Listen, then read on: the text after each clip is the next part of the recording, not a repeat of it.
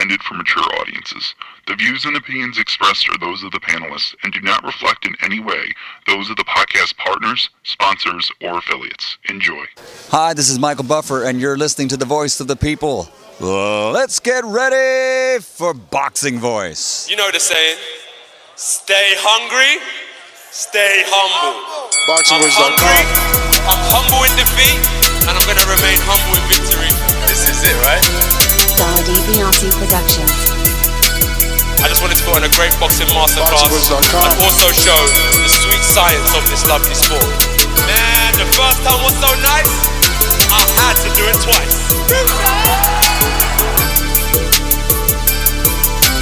I'm prepared to the best of my capability, and I pray that I get the win.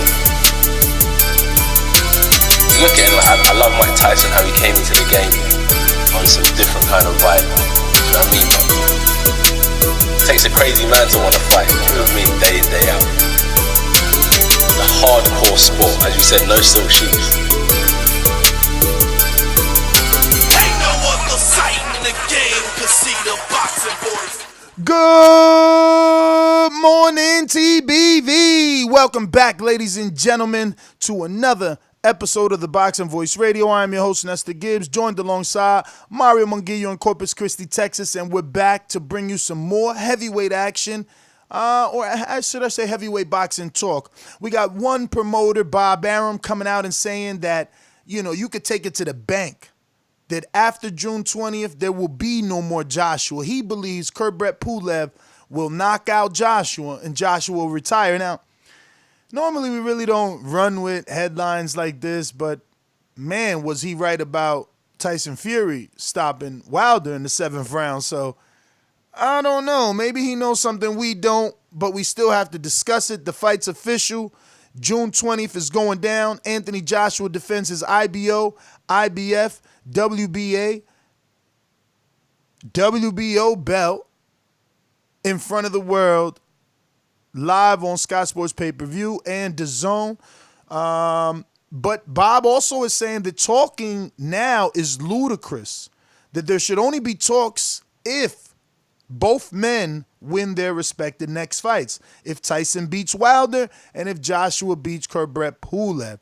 He insists that no conversations have been taking place between he and Eddie Hearns as far as making a all-out UK affair between Anthony Joshua and Tyson Fury. Let me head on out to Corpus Christi. It's me, Mario. What is up? What is up? Hope everybody out there is having a great morning. My morning was a little bit of a struggle to get going with this fucking computer, but you know how it goes. Yeah, man, I did see this. He talked about a lot of interesting stuff, to be honest with you, but specifically this, like, if you were to take the words out of context, it could seem like, if I just put out a transcript, it could seem like he's being a little dodgy or a little flaky.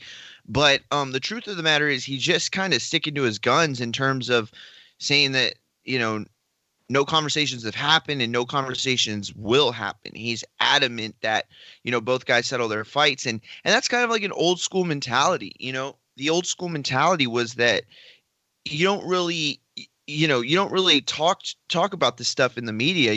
Do you handle fights? Do you have fights? Absolutely. But you don't let people know. You don't make it seem like you're looking past the next fight, because that's really hard to promote when you're telling everybody, oh, this next fight with Wilder or this next fight with Pulev is going to be incredible. And then you're already talking about a super fight. You're already saying, wait till the next one. That's really hard to promote that way. So I get where he's coming from. I do. I think he's building up a little hype for Joshua Pulev. I don't think in any way he thinks Joshua is going to lose. I think he's just building all this up. This is a master classman. Like, look, I can imagine if I never watched wrestling, if I would have thought like, oh, this guy's nuts, or oh, this guy's insane, or I hate Bob Arum. But the fact that I do, I know what he's doing. If you don't know what he's doing, then that's on you. Look, if you know, you know. And I know what he's doing. You know what he's doing. We all know what he's doing. He's trying to sell these fights. Yo, look, he knows that Fury's probably pretty serious Tyson, about this potentially 2-3 down the fight line, thing. we'll get that. Sorry about that. No. That's good. He knows that Tyson Fury's pretty serious about that 2-3 fight, and then retirement talk. So he's trying to build up as much as he can, because if he doesn't have a third fight if he doesn't have a third fight for Tyson Fury with Wilder, or a second fight with Joshua planned, if he knows that those might not happen, then he's got to build up interest as much as possible. And going on the Ariel Helwani show and saying that Joshua's going to lose, that's about as good a promotional thing as he could pull at this point to get people to watch that fight, and building to the Fury Joshua at the end of the year. In retrospect, after the ESPN deal is done, not that anyone ever gave Bob any issues or stick for signing a lucrative deal with ESPN, but after some time of watching Top Rank work on ESPN and put out fights on ESPN, I think it was a fantastic move. We got guys like, I can't even pronounce Ariel Helwani? Ariel? Yeah, perfect. Okay. Ariel Helwani. Yeah, perfect. So, you got guys like him covering boxing now, Joe Rogan covering boxing. Bringing boxing to ESPN.com and ESPN, the channel, it's really opened up the sport. Obviously ESPN and Top Rank fights get more coverage on ESPN, but they do a good job of crossing over and trying to attract casual fans. They have a lot of good segments. They still use Teddy Atlas.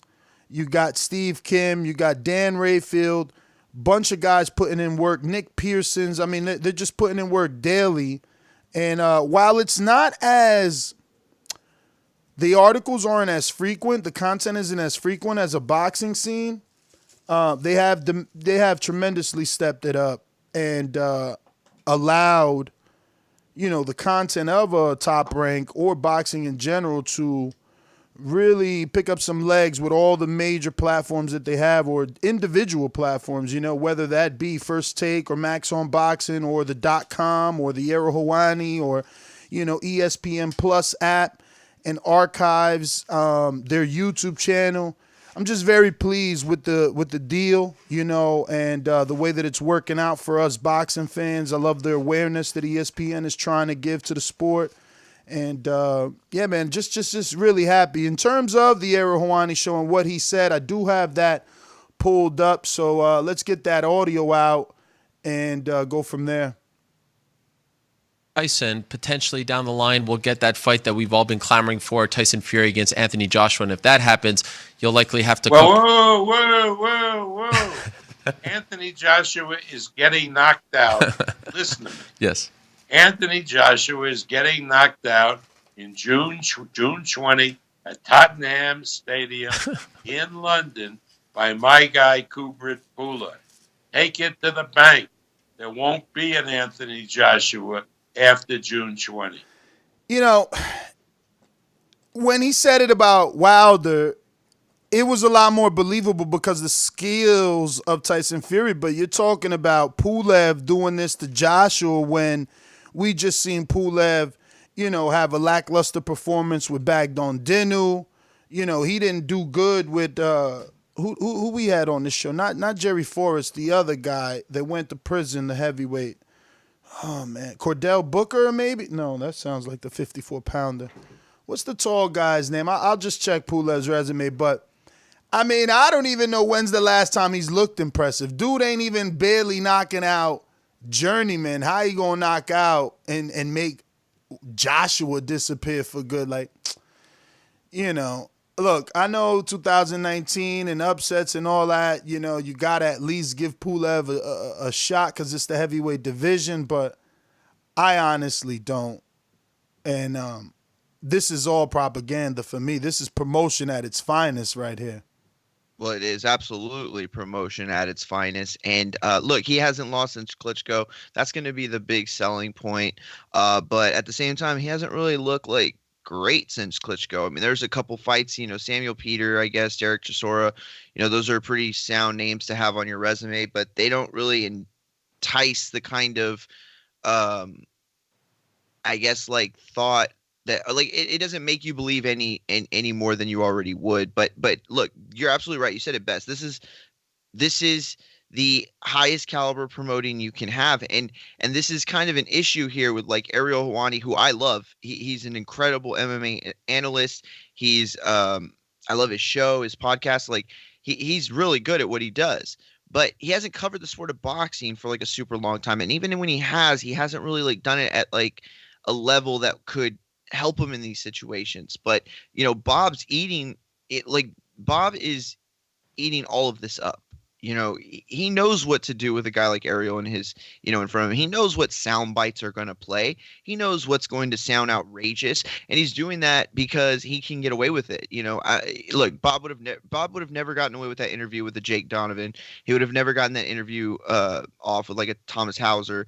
Like these guys that have done Kelsey, he would have never gotten these interviews off with those guys. These guys wouldn't have either. They would have just completely ignored some of this stuff, or they would have just not let it happen and changed subjects and seen and read what his, how his level of feeling was towards talking about Joshua Fury, and then backed off of it. You know what I mean? But in this case, we get these sound bites. Isn't that what he's doing, Ariel? Absolutely. By kind of like chuckling and not saying much, he doesn't see it as believable. No, he doesn't, but it's kind of like a nervous laughter in a sense. Like, is this guy really saying Joshua's going to lose? Like, I don't even think he knows whether to believe Bob or not. I think deep down he's smart enough to know that he doesn't really mean what he's saying. At the same time, I preface all that by saying what you said at the beginning is that he's made some predictions. He said some kind of outlandish things that have turned out to be right, but throughout his career, he said way more outlandish stuff that proved to be wrong. And so, I think this is, again, nothing more than he had the perfect person to interview him on the perfect platform that wasn't going to call him out on his bullshit, wasn't going to like hold his feet to the fire. This was Bob Arum's interview. This was not Ariel's interview of Bob. I mean, what did you want Ariel to say? No. I'm not. Again, listen, I said it right before I started. I don't condemn Ariel for this interview. I don't think it was a bad interview. It was very fun, but in no way, shape, or form do I think anything that was said on this interview, and I heard the whole thing, do I think that none of this makes me not believe Eddie. None of this makes me not believe that we almost got Joshua Fury, that we're going to get Joshua Fury, and that they're pretty close to what the deal is going to look like. So, again, all this talk, I think, is Bob just promoting the fight. And he's a master of promoting fights before they're even signed, without even saying anything about those specific fighters. So he's a master of doing that. And I think that right now he has us right where he wants us. He thinks that we think Joshua's going to lose. So now we're all going to tune in, and now we're all going to say, oh, he didn't lose, Bob, you old idiot. Like, he didn't lose, and oh, you're scared to put Fury in there. Like, it's just going to be a whole bunch of shit that ends up getting done, and we're going to get the fight, and it's going to be a huge financial success, and large in part is because of Bob Arum. Yeah, I mean, I don't know, man. Hard to believe that Kubrat Pulev would have that type of success after so many years. What I will say is I agree with the secondary conversation about not talking now and it being ludicrous, because obviously Wilder's activated his rematch clause. Tyson Fury is busy. Really doesn't make sense to put a deal in place on paper. Maybe in theory, maybe in conversation, but according to Bob, it's ludicrous to talk now. He hasn't been speaking to Eddie. Eddie definitely is saying the exact opposite, and let me just play that. Right, have you or have you not spoke to Bob Arum? What do you think? I don't know. Of course I fucking have. I wasn't there. Well, so how the fuck do I know? Firstly, I've been negotiating the Pulev fight with him. And I think that's the disconnect right there. It's like, yeah, you've been speaking to Bob for the Pulev fight, but be specific. Have you been speaking to Bob about AJ Fury and getting that done? That's the question everyone's asking. Okay. So how many times have I spoke to Bob Arum in the last 3 weeks? Half a dozen? More? A dozen? How many times have I spoke to Arum since the Fury Wilder fight? 4 times? Okay. Of course I've fucking spoken to Bob Arum. But you see, no distinction as to what the conversation is about. And look, Bob is going to say, yeah, I spoke to Eddie, but I ain't speak to him about doing Tyson Fury versus Anthony Joshua. We've spoken about Pulev and Joshua because that's what we just signed, sealed, and delivered. Yeah, absolutely. I don't know. I don't see how you can have those talks and not have the other talks. I think they kind of go hand in hand. But again, you're 100% right. Like, this is what you don't do. Like, it would be different if both of them had kind of like these, like in between fights, both of them have these, kind of step aside fights and then they meet. A lot of times we used to see that back in the 90s and 80s and putting these guys on the same card, and the A side would get the main event even though he wasn't fighting a great fighter, and so like things like that would happen. In this case, it's kind of the same thing, except that Fury is in a situation where he's in a huge fight, and if I'm in Fury's camp, I'm not saying anything. I'm not talking about who we're fighting next or who we're going to fight next year or who we're going to fight in any specific place. But if I'm on the Joshua side fighting Pulev, I'm a lot more confident, and I'm trying to push the narrative. Hey guys, this is not the big thing that we have planned for 2020. We have so much that we want to accomplish in 2020, and this is just the stepping stone. This is just where we get it started with Pulev. He's going to come out, he's going to handle business, and then it's on to the biggest, grandest fight in all of boxing. And so, it's playing out kind of like you think it would. The guy who has the fighter in a really serious fight is not talking shit because he doesn't want to lose focus. Okay, sure.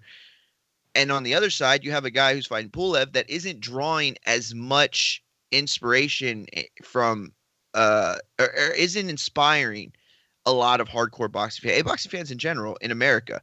So you have these two distinct situations that these fighters are in, and I think both sides are saying exactly what they need to say. Yeah, man, I don't know what look, thank God for Bob Arum that he can be the mouthpiece for Pulev. He doesn't do the best job promoting.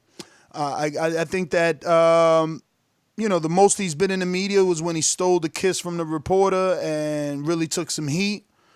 The person I was talking about that I felt like Pulev, couldn't get rid of was Rodell Booker. Not Cordell Booker, Rodell Booker. And, he won 10-round decision with Rodell Booker. Rodell Booker, obviously a guy that not in the best of shape, wasn't active, spent years in jail.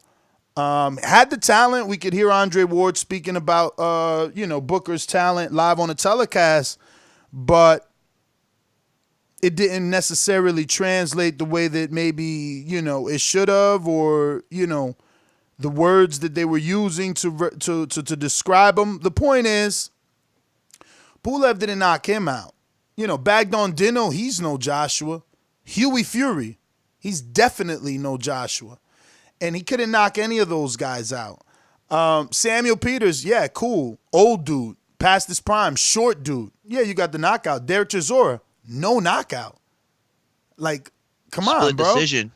My man, Dillian White got the knockout. You know what I mean? So, I don't know, man. Split decision, too. I think Bob is just talking because he's got to talk, and he's the promoter, and he's got to promote.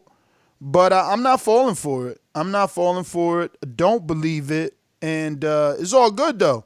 This is his job, And he gave us something to talk about this morning, but I don't believe Bob on this one. Like, he was right. He was right with Fury calling it in the 7th round. But, nah, man, I'm going to have to be learned one more time by another upset. Look, I don't think Bob believes Bob in this case. I really don't. And there's your quote for the day right there. I don't think he believes himself. I think that at this stage, and we talked about this a couple weeks ago or like a few days ago maybe, about how he kind of like got in there when the getting was good. He recognized the commodity that Fury was. And he saddled up. He was it sidled up? He sidled up. You know what I mean? And that was smart. And that was great. Look, nobody could make the argument that Joshua Fury wouldn't be one of the biggest fights in all of boxing, no matter where, America, UK, doesn't matter where we are.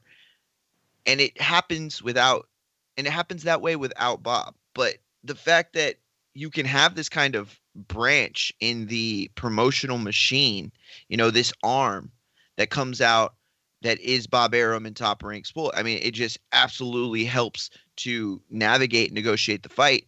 It absolutely helps to promote the fight. And that's what he's doing at the end of the day. They're not paying him obviously to do this, but they are in a sense kind of, this is what they're getting their money's worth, right? So this only helps to build. This only helps to, this is another thing that Joshua is going to be able to throw in his face. Oh, you said, your boy Pulev's going to beat me. That was my terrible Joshua impression. You're going to have all these things that are able to be brought up, and it just makes that fight bigger. But again, Arum is smarter than all of us, because just because what happened to Wilder doesn't mean he doesn't stand a chance in that fight. Am I picking him? No, I'm picking Fury. I think he's going to win. But make no mistake about it, that's a tough fight. That is a very tough fight. And everybody's looking at it just because Fury did what he did. Does it, sports are a really weird thing. Boxing is a very fickle thing. And so I wouldn't begin to presume to know everything about everything. And there's certainly an opportunity that Wilder has. So this is the smart play, build up what you can kind of on the side. Like this is kind of the side talk that gets brought up, right? But ultimately it's providing promotion for everything in line. So, he's a master. Definitely. Let me double check here if I have the trainer of Juan Bauza on the line. I think this is Sean George. Sean, is this you? Good morning. Hello. Hi, is this Sean? This is the boxer, John. Oh, hey, John, how are you? John Bauza, right? I'm Am good. I pronouncing that last name correctly? Yeah. All right. John Bauza. That's correct. So how are you, brother? Good morning. Is it too early for you? Nah. It's good. Okay, so you're from Puerto Rico, right? When did you get to America? When I got here when I was like 13. 13, all right. I'm 21. All right, so you got some time getting acclimated, and I've seen you've been training all over basically America. Can you just tell us a little bit about where you've gone to get training? East Coast, West Coast, any gyms you want to mention? I'm training in Patterson, New Jersey. That's where I'm training right now.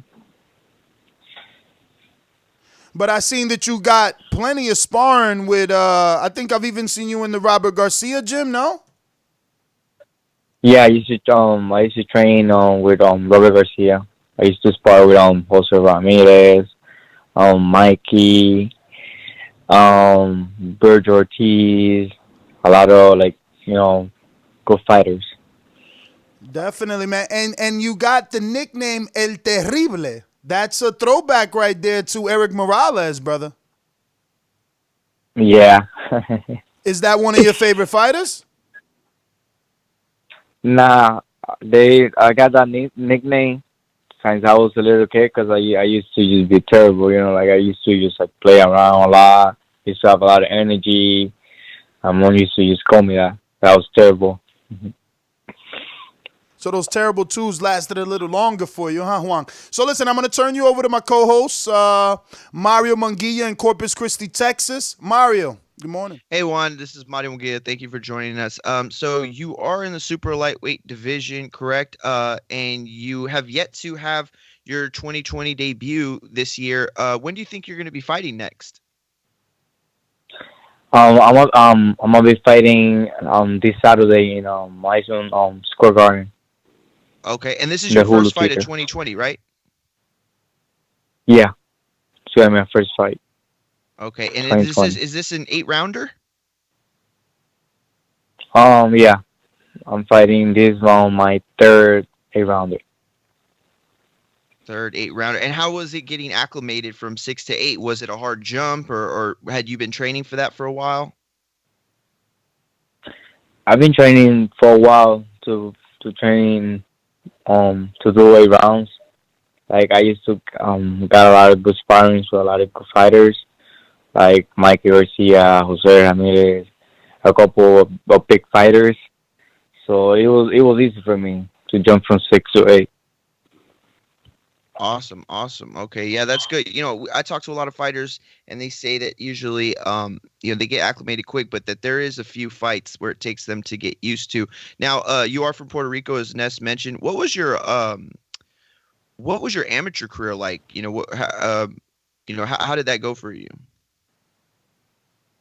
My amateur career was I had 178 fights. I won a lot of tournament. I won the USA tournament in Reno, 2016. I was most outstanding boxing in the whole tournament. I won like 5, 6 Golden Gloves. Like I won a lot of tournaments. I wanted to make the Olympics, but because my age, I couldn't make it. So Juan, let's see if we can spice this up, man. I don't know if you remember me, but I watched you spar about 4 guys in my gym. You came in with your trainer, Sean George, and it was in East Hanover. You had on red winning gear, you remember? Probably less than 30 days ago. Mm-hmm. Okay, I'm the tall Dominican. Yeah. I'm the tall Dominican. You see me getting beat up by that guy from Dover, the heavyweight from Dover, remember? No? I don't remember. All right, all good, all good. Listen, I seen you sparring, so that's why I wanted to get you on the show. I know you're in very tough, and I know you're in very tough versus Edgar Berlanga, but the both of you are undefeated, and when I got to see you spar up close and personal, your speed and power, I'm like, okay, wait a minute, we might have a real fight here. So just talk to me a little bit about, I guess, your power. And are people underestimating you as not being the puncher because Edgar has all these knockouts? Well, actually, I'm not fighting Edgar. I don't know if you know. He's a super. I think he's a middleweight. Oh man, I thought you was fighting Edgar Berlanga. They even promoting you guys on the flyer together. Yeah, because we're on the same. So you're the co-main. On their top rank. So we they have us as prospects together. Because we both Puerto Rican, so he's a middleweight. I'm a 140, 135. Oh man, no, because I seen you sparring Shadeja Green. She's 168, so I thought you was bigger than 140. Nah, this fight is actually 138. Nice. Okay. Well, I'm actually a little bit relieved because I was kind of sad that you were gonna fight Edgar. I'm like, shit. I like Edgar a lot. I know his trainer, Andre Rozier. I thought it was a tough fight, man. But that's even better. So who are you facing? I'm fighting an Italian guy. His name is Thomas Romain. All right. And what do you know about him? What I've seen, he's a boxer. He moves a lot, kind of like just box around and stuff. He's a good fighter too. Now, Juan, let me ask you, what do you do other than boxing? Do you have other hobbies you do? You hunt, you fish, anything else other than that? Man, to be honest, I love boxing. That's all I do. So you watch it all the time? I do nothing else. Yeah, that's all I do, boxing. Okay. And what do you think about your division, the 140? There's been a lot of exciting fights over the last year. How do you fit in the division? What do you think that you bring to the division? I mean, my style is like it's hard to describe. Like I have a style that is like unique. If you see me fight, you'll see like a couple of fighters combined in one. Cause like I use like every fighter that I like, I use something of them. I like Lomachenko. I like Floyd Weather. Tito Trinidad. So like I combine all the styles. Like I could box, I could fight. Like it just depends on who I'm fighting. Got it. And are you from a fighting family? You have a lot of siblings or relatives that fight? My dad used to fight. He fought amateur. He did like 200 fights. Damn, 200's a lot. 200's a lot. And that's your trainer, correct? Actually, my trainer now is Sean. That's right. That's what Yeah, I said. Okay, your trainer Sean. But but your father had been training you, correct? Yeah. Got it. Okay. So Juan, how you feeling, man? I mean, fight's not too far from, it's coming up pretty soon. How's training camp been?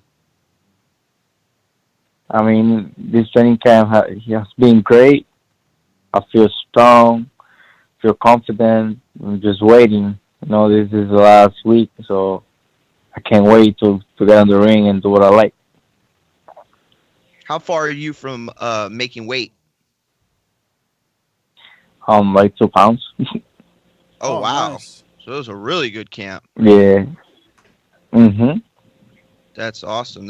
Any I guess unique sparring that you got in? Anybody that you were able to see or bring in that you could tell us about as far as sparring goes? I mean, all my sparring partner, they were good sparring partners. Like I was sparring with like you said, the 160. Like I was sparring. Most of the sparring that I was getting, they were a little bit heavier, and that's good because once I get in the ring with somebody my own weight, it's gonna be easier. Absolutely. So we got a couple of questions from the people. Stonebone Boxing in Colorado says, your division is on fire right now. Which sanctioning body do you plan on pursuing your title path, and when should we expect a major step up for your fight? Thank you, champ. So which belt right now, you looking to win? Any belt, actually. But I'm patient. Like I'm not in a hurry. When I just gotta keep work hard, and when I get the opportunity, I'm gonna go get it. So it don't matter what belt it is. Tell me some of the differences between training with Robert Garcia and training with Sean. What caused you to leave Oxnard?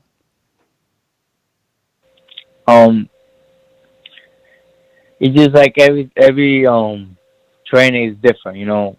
Like I learned from Robert Garcia, like how to be how to go forward, how to use fight, and with Sean is more about fighting and not getting hit. Like moving around, getting angles, and using more my jab, and a lot of stuff that I'm learning from Sean. Perez, Josecito Lopez, Mikey Garcia, the names go on in Robert's gym. How's been the difference getting competition or competitive sparring here on the East Coast? Well, for the guys that I'm fighting, the sparring I was getting here, I think was actually better because, like East Coast, most of us fight like, moving around. They don't fight, like Mexican. Mexicans always come forward. The Warriors always come forward. The guy that I'm fighting is a boxer. He boxes around, so I feel like it was good to be sparring with people from here that move more, that fight smart. Oh, okay, I get it. Cause Raheem is definitely slick, man. I got to see you spar him too. I think he's a little small. I think he might fight at 126, but obviously you sparred him when he wasn't getting ready for a fight, and he's a pretty slick guy. But you did good, man. I'm excited to see your fight live on TV and have the people see you. I got to see you spar about 4 guys in my gym. You have an amazing tank. I hope that translates to television, man. Is that, when did that happen? When did you know that you can go that many rounds and not be tired? Because you were not looking tired that day. I mean, it's all about, running, because I like running, so I run a lot. So I know I have energy, and I know how to conserve my energy too. Like, I don't just waste my energy. Know how to, think, be smart, and not just throw and throw and throw. Like, I know if I throw a lot of punches and I'm not hitting somebody or something, I'm gonna get tired. So every punch that I throw is, it has a meaning, I don't throw just to throw. So tell me, what's in your playlist when you go on these runs? My brother, actually, I have a brother. A brother is a rapper from Puerto Rico. Who's your brother?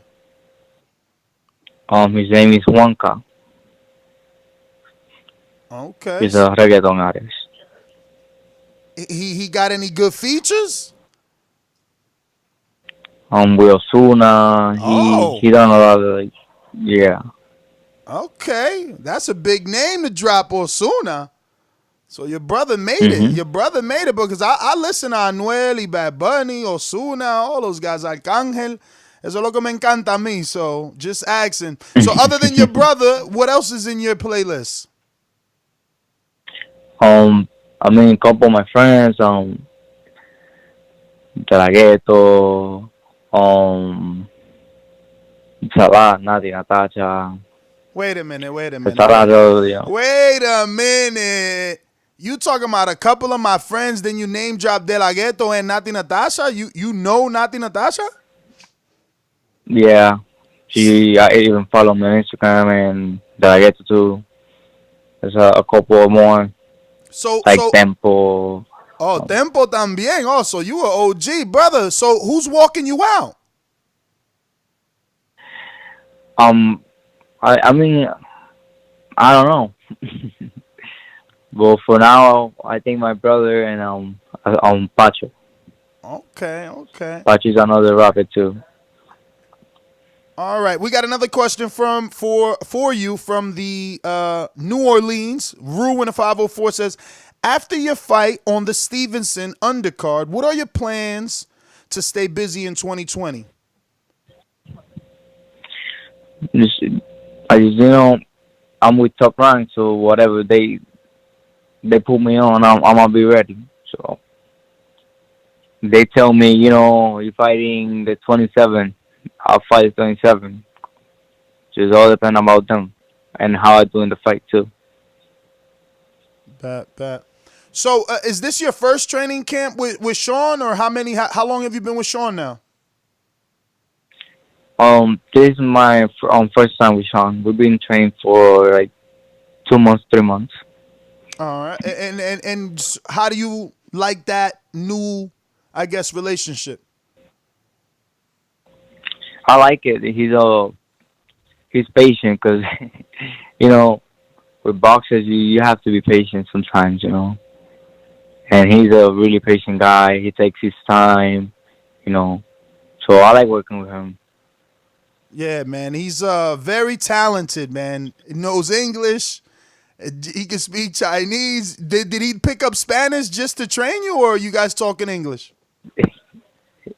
I mean, soon he's gonna be speaking Spanish too. I knew it. Well, listen, Juan, man, I don't want to take too much of your time, man. Really happy that you were able to come on. I know fight week is coming up, and the clock is ticking. We definitely appreciate you taking out the time to come on the show. We want to get you back on for sure. I want to continue to get my audience to get to know you and, see your style. Can't wait for the 13th so they can actually see what I seen in the gym. And I'm just crossing the fingers and hoping that it translates from the gym to under the camera and the lights. But I know you've done that already, man. I've seen some of your other fights on Top Rank. And, yeah, man, wishing you the best. If you want, give out any social media at this time for those that are, not following you, can do so. And thank you. My Instagram is real Juan Bauza. And if you guys want to watch my fight, it's gonna be on ESPN Plus on March 14. Juan, and what part of Puerto Rico you from? Or your parents? Bayamón, en Cataño. Oh, Bayamón. Okay. Man, you got to come out to that Fat Joe then. Now, you know what? The thing is that Edgar Berlanga uses that a lot. The Fat Joe and Anuel. Fat Joe, yeah. Yeah. Well, all right, Juan, man. Thank you once again, brother. Thank you, man. I appreciate everything. All right. Hope you have a good day. All right. There you have it, ladies and gentlemen. Juan Bauza, the real Juan Bauza on Instagram, top-ranked fighter, 140 pounds. I made the slight mistake thinking, the way they build it, let's see if I can find you guys the poster. They had me believing he was facing Berlanga, but I guess they're two Puerto Rican stars. This fight is in Madison Square Garden, so they had them both on the poster, and this is pretty much sold out. Top Rank is very talented at building guys up, man, putting them in the right markets. Sometimes we scratch our heads with these PBC fighters. It's like, why do you got Jamel Charlo fighting in L.A.? Oh, he bought a house in L.A. That don't make him from L.A. You know what I'm saying? Like, Come on, bruh. This is doing it right. Edgar Berlanga trains in New York. He's Puerto Rican. He's got major support from people in the Bronx like Fat Joe. They putting him in Madison Square Garden the way you're supposed to with a Puerto Rican New York fighter. You heard Samson yesterday. Where are we taking Jason? To New York, because that's the biggest demographic for Dominicans. And there's Puerto Ricans in New York, all Latinos. So Juan Bauza being on Madison Square Garden, being Puerto Rican descent, all Top Rank checking all the boxes, man. Just continue to do the right thing with their up-and-coming talent. Now, listen, I seen this kid. He's good. He's good, man. He's fast.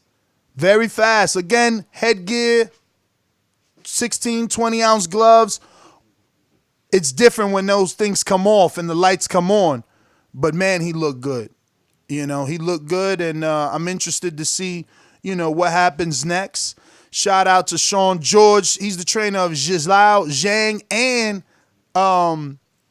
Feng Meilong. Am I saying that right? The one that's fighting out the Better Beef? Mm-hmm. I probably butchered it. It's all good. But, that's the way I say it. He's also on. Look, we got another guest schedule. Who's up at 10? Justin DeLoach. Justin DeLoach, 154-pound division is on fire. So we're going to have Justin. Been in the ring with Jason Rosario, who we were just talking about yesterday. Mm-hmm. And we'll have him on at 10 a.m. Tomorrow, we'll have Kevin Cunningham, 154-pound trainer of Erickson Lubin, who lone losses to Jamel Charlo, WBC champion. And on our interview yesterday with Samson Lewickovich, the promoter of Jason Rosario, the 154-pound unified champion, they mentioned Erickson Lubin as an option for July, was it, that he said? June, July was a date. June 20th. There you go. So we're going to have Kevin Cunningham on because, he was listening to the show and he went a step further, and I just want to thank him if he's listening again. And anyone that does this or thought about doing this, listen, you will get my gratitude and appreciation. He was listening. He clipped it. He added Jason Rosario's profile pic, Erickson Lubin, put them side by side in the verses, dropped the audio and the TBV logo at the bottom. And, put it on his Instagram. So shout out Kevin Cunningham. He was tuned in and he's interested. He wants all the smoke. He's accepting on him on behalf of his fighter. So we're going to have him on tomorrow morning at 9:30 a.m. And then we'll get Jermaine Franklin at 10 a.m., American heavyweight. And before I move on with the rest of the schedule, I do want to say, look, I've been trying desperately to get Sam Jones managed fighter Joe Joyce. I am having Sam Jones managed fighter Guido Villanella on today, another heavyweight. So maybe after this interview, they'll open up the door for the Dubois and the Joyces. I know Dubois is with Warren, so whatever. But we have been trying. So tomorrow, Thursday, we'll have Albert Bell, another top-ranked fighter, I believe. And we'll have Fabio Rodriguez, who's going to be on that Marlon So Icy Sims co-main event. He's the co-main televised event. He's a Javier Caputillo fighter. That was Javier Caputillo. Shout out to him because I've been seeing his name in the chat forever. And he's been listening forever. And that's just, humbling. You know what I mean? World-class trainer, well-renowned trainer. Most notably known for training Margarito. Yeah, man, that's his fighter, and he wants him on, and we got him. We scheduled him. So, we got him on Thursday morning, both Albert Bell and Fabio. Then in the evening, like I said, we'll have Guido Villanella, heavyweight out of Italy, out of Italy. And we're going to have both McKenna brothers, Aaron and Stevie. Now, Aaron's this big-ass welterweight, man, and he's been getting that rock hard sparring, that West Coast sparring. You just heard Juan Bauza talk about it. That West Coast sparring is that come forward mentality. So he's out there getting that in. He trains with Buddy McGirt. He's been with Freddie Roach. These boys are getting that work for sure. They get that sparring out of Robert Garcia's gym. So those are going to be two fun interviews with both McKenna brothers. Friday, we have Raymond Ford. And we also have, I haven't added to the schedule, Cassius Chaney, the heavyweight. I think he also signed to Top Rank. Co-promoted, or if he didn't sign to Top Rank, he's just signed a new managerial thing, right? But yeah, man, I got so many people scheduled, though, and that's Friday, right? So let's see. We go to Monday, and I'll have, what's his name? Let me double check here. He just confirmed. His name is, oh, my God, I hate when fighters do this. I think it's James Wilkins. James Wilkins, Real Crunch Time James Wilkins. I've watched him spar Chris Colbert. He just signed a new deal with Golden Boy Promotions, and his name is James Wilkins. Crunch Time. He's 24 years old, holds a record of 9-1, and he's undefeated. 9-1, no draws. So he's got one loss, 6 KOs. And just signed to Golden Boy Promotions. So we'll be having him on Monday at 9:30 a.m. I'll put that in the calendar as well. So, yeah, awesome. Man. We got another one scheduled at 10 in about 5 minutes. We're going to open up these phone lines and take some calls in between these guests. But good morning all. Let's get this thing going. Remember to rate us 5 stars on iTunes. These calls are brought to you by El Camino Electrical Services, experts in electric vehicle charging stations. For consultations and turnkey installation, visit us at elcaminoelectricalservices.com. All right. Let's go out to looking like Steve the Ringer in Chicago. What up? Good morning. Yeah, good morning. How you guys doing? All good, brother. All good. How are you?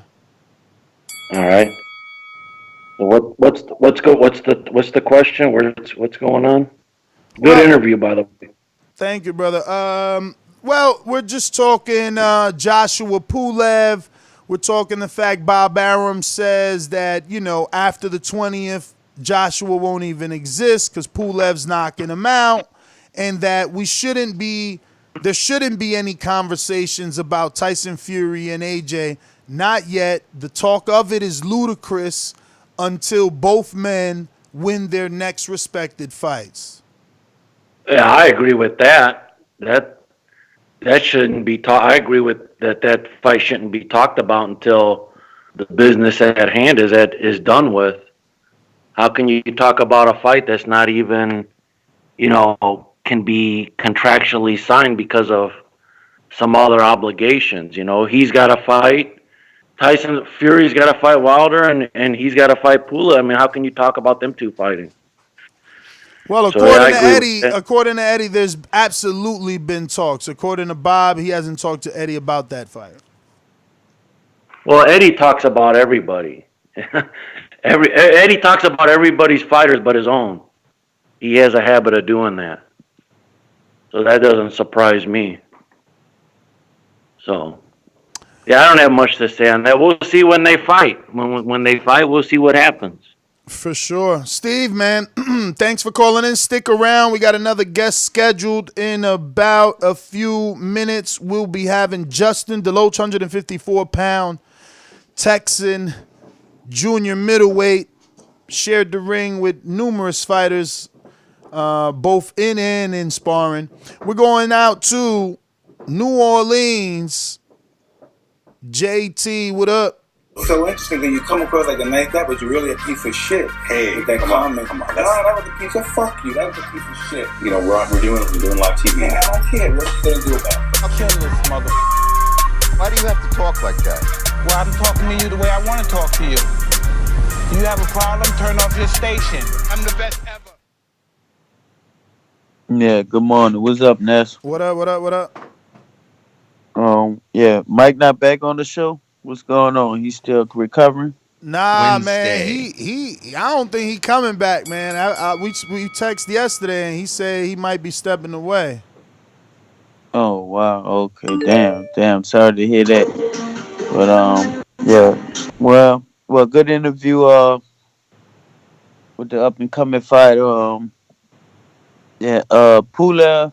I don't know, man. Pulev. Wait, Pulev is that the one that kissed that girl and had that big incident with that? Yeah, that's him.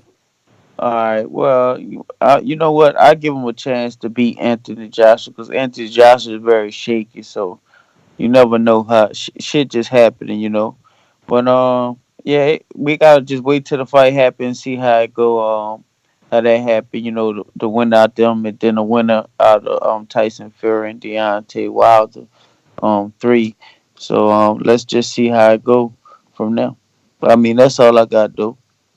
All right, brother. Thanks for calling in. We're going out to Caesar, Las Vegas. Yo. Good morning, TBV. Morning. All right. Yeah, I think Bob is just saying what he's supposed to say as a good promoter. I think he's totally right because of, we already saw what happened in the first fight with Andy Ruiz. So he's smart not to really count anybody out against Joshua. Even though, like Ness, I don't believe Pulev is going to win by any means, but, this is the sport of boxing, and it is a heavyweight division, so one punch can change everything, and as the heavyweight division's been lately with all these upsets and crazy turnarounds, it's just exciting to think about, you know what I mean? It just makes that fight much more exciting to watch. Normally, you'd be like, Pulev, what the fuck is he going to do? AJ, but seeing how everything's been playing out lately, it actually makes everything more interesting. So I'm just excited how the sport's been growing and just becoming more popular to where MMA shows are now talking about boxing, and all these other people that never really talked about boxing before are just starting to bring it up, and it's all due to the heavyweight division, man. It's just a beautiful thing. I'm loving it. I'm loving my sport, my favorite sport, beat everywhere I look. So just keep it coming, man. I'm loving it. But great show, great interview, and TVB for life, baby. Have a great day. All right. So we got Rob in the UK is saying, why are people so mad if Bob and Eddie speak and get a deal hammered out? He says, remember, Klitschko was in the audience when Joshua fought Molina, and they had a deal hammered out before the Molina fight was done. So there's nothing wrong with that, is what he's saying. And I mean, I guess, but it's just that Molina isn't Pulev. Well, listen, or is he? Listen, there's nothing wrong with them making these deals, and I promise you, they are doing this, and they've been doing this. Deals are made, very long in advance usually. The deals of these magnitudes, but it's not that anybody's getting mad. It's just that it's not really supposed to be done in the media. It's kind of like an old school rule that you don't involve the media until it's really time. And a lot of younger promoters like Eddie Hearn, who's so youthful and energetic, a lot of times he breaks these rules that these older promoters think are, should be set in stone, and they really shouldn't. But at the same time, it is what it is. Like if somebody wants to go run their mouth, if a promoter wants to say, well, my guy's going to fight this guy in 2 fights, or he's going to beat this guy and then he's going to fight that, he's putting the pressure on his own fighter.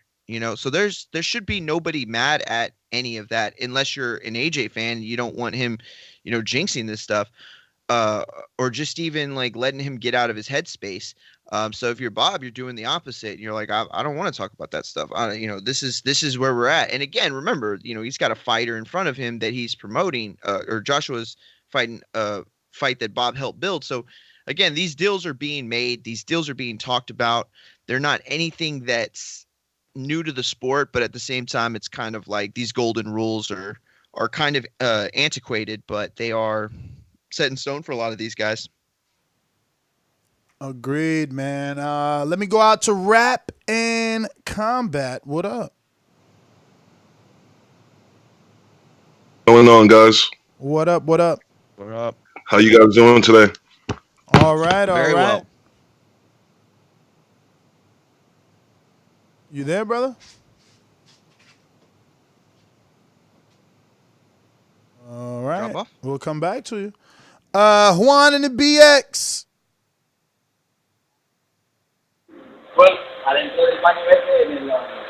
Juan definitely working. We're going to go out to,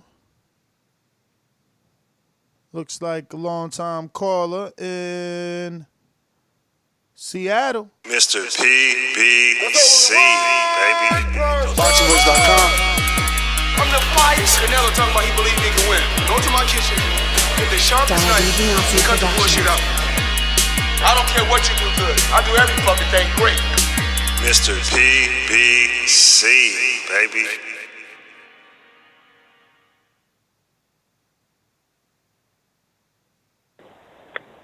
It was good. Good morning, Nash, good morning. everybody. So the conversation is about this Anthony Joshua thing. And Bob Arum not really wanting to talk about it. I respect that. I think Bob Arum's old school. I like that type of style. You never know what can happen. I mean, we thought we were going to get unification way back in the day. Now it ain't going to happen. Now we got to do these rematches and shit. So shit never happens how you want it to happen. Ness, you should know that. And good show. Can't wait for Deontay Wilder rematch. TBB for life. For sure, brother. Thanks for calling in. Dominic in Seattle. We're going back out to Rap and Combat. What up? What up? Can you guys hear me this time? Yes. What's going on? Good morning, guys. How's everything? All good, brother. All good. Awesome, man. Awesome. I just got to say real quick, this is the first time I think I wholeheartedly agree with Mario on something. Being that Mario is diverse in what he likes and stuff with MMA and all like combat sports, even in sports entertainment, I have to agree with all that he's saying in terms of what Bob Arum is doing. We have to remember, you got to promote the fights. You got to get promotional. And him being on the Ariel Helwani show, he knows that's a predominantly MMA show. So he already knows he was going into enemy's territory there. So I think he was just playing the character of a heel just fine. And it works for promotional aspects of things. And with Pulev in the fight, that's easy for him to take on this like Paul Heyman like role and make him another Paul Heyman guy and just say, yo, Anthony Joshua's not even gonna get through this guy. So let's not even talk about Fury yet before that fight happens. I don't see anything wrong with that. That's all. All right, Rap and Combat. Thanks for calling in. Yeah, if you're on the line, I see a bunch of people on Blog Talk. Remember, you have to press 1 at least one time so that we can connect you to the live show and be able to take your call.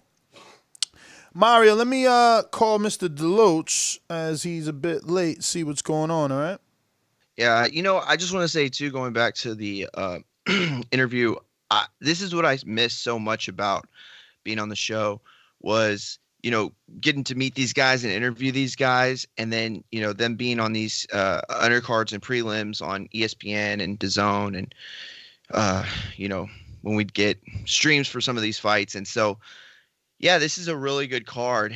And talking to Juan Bauza, I think is how you said it, it's just another fighter that I'm looking forward to watching. You got Edgar on the card, Jesse Magnello on the card, of course, Shakur Stevenson, Miguel Mariaga. So these are all great fights. Cannot wait. Yeah, I spoke to him, so he should be calling into the studio any minute now, and we'll have our opportunity to speak to Mr. Justin DeLoach, 154-pound contender, and yeah, man, talk some boxing with the good man.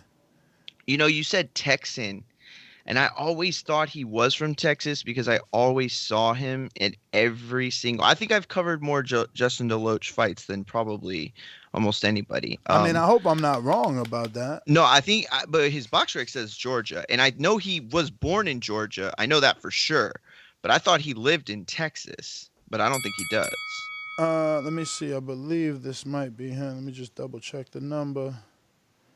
It is. First and foremost, I want to obviously wish you a good morning and thank you for coming on the program and giving us the opportunity to interview you. How are you, Justin DeLoach? What's going on, brother? Good morning. How y'all doing? I'm good. I'm good, brother, but I just want to thank you once again for coming on the show, man. We wanted to talk some boxing with you. Obviously, the 154-pound division is on fire right now. And that's your division, so we wanted to know what was shaking with you, what's next with you, what's going on. Oh man, well first and foremost, I'd like to say thank y'all for having me on the show. I appreciate it. Second, and I actually went down to 147, so I fight 47 now. Okay, wow. Yeah, so you and Austin Trout. Okay. Yeah, I fight. Yeah. I went down to 47. I actually fight March 14th. This weekend, this fight week for me. I fight March 14th. I'm in D.C., Maryland, at the National Harbor, fighting on FS1 against Lamonte Estayon. It'll be televised. I'm the co-main event with James Kirkland. Okay, so you're on the James Kirkland card. All right. Yeah, man, I had no clue you went down to 47. You got already. This is going to be your third fight, though. You've been doing this. Yeah, definitely. Yeah. I went down to 47 and started competing. 54. I was a small 54, so I wanted to go back down and kind of capitalize on my body frame because I was small at 54. You know what I mean? But I was, I was holding it down, but I just felt like it was best for me to go down and wait. Justin, hey, it's Martin Mulgate here. By the way, what have you? I guess Justin, if you can you get off speaker or is that a sunroof cracked open or something? We definitely getting some feedback. Okay, hold on 1 second. Perfect. Okay, so let me ask you. That's better, yeah. That sounds great. So let me ask you, what have you noticed at 147? Because, yeah, I was surprised, too. I saw that your fight was at 147 when I was looking up the co-main event for this weekend, but I didn't realize you had been fighting there. This is your third fight there. What have you noticed about your body, the changes? Is there any difference in strength or speed or the way you're moving, how much stamina you have or how much stamina you lack? I mean, give us a little bit of detail. Oh man, definitely. Well, first of all, just being with a new strength and conditioning coach, having learning curves in my career, man. Learning my body. I feel like being at 47, I'm definitely stronger now. I'm definitely able to hold more muscle. I actually got a nutritionist to help me eat right. You know what I mean? And just I had to really break down and learn a lot about me and my body and you know what I'm saying. I just redid everything. So at 47, I'm now able to carry more muscle. You know, the speed is there, the legs are there. I'm lighter on my feet. I always had good feet work. So definitely, man, strong at 47. So Justin, talk to me about your last fight with Terrell Williams. Were you nervous going into that fight because of his situation with The incident, yeah. Definitely nervous. I was just, definitely speaking to the ref and just letting him know, watch behind the head, just watching kind of shots because when I was studying film of him, I seen he does it a lot. I don't know if y'all ever went back and researched the kid, but the guy does it a lot. You know what I mean? And I hate that Pritchard was the one who, actually was affected by, that.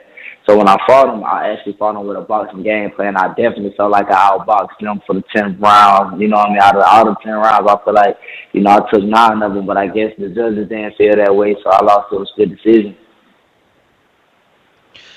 Justin, I've been a big fan of your style for a long time. I've covered a lot of your fights. I live in Texas, so you've had a lot of fights in Texas throughout your career.